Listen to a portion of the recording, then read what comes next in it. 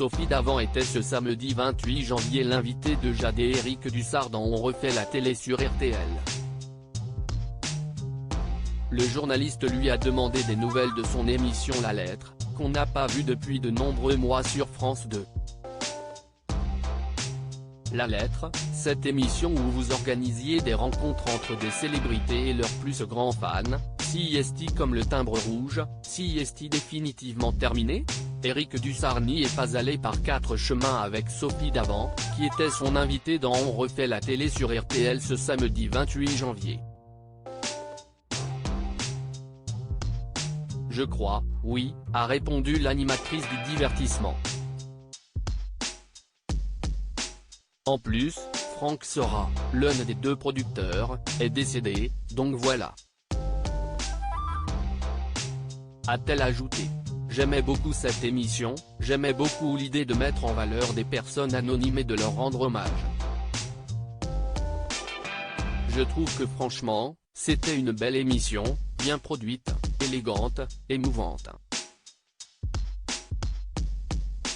A toutefois précisé la présentatrice du programme qui n'était pas sans faire penser à Star à domicile que présentait Flavie Flament sur TF1 au début des années 2000.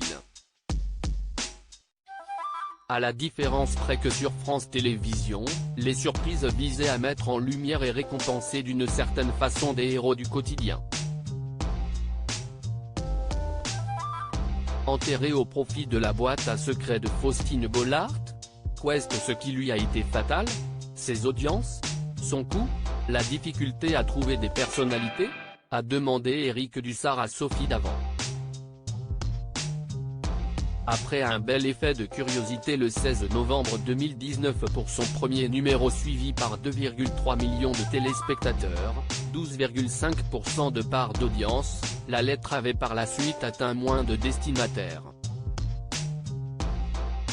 Le 16 janvier 2021, une nouvelle formule avait réussi à franchir le cap des 2 millions, 10,1% de part d'audience. Un score tout juste correct qui n'est pas parvenu à faire oublier la soirée du 1er février 2020 qui n'avait fédéré que 1,5 million de téléspectateurs, 8,3% de part d'audience. Mais pour son animatrice, le problème n'était pas là. Les audiences n'étaient pas si mal. Je pense que la direction avait des choix à faire, des économies à faire.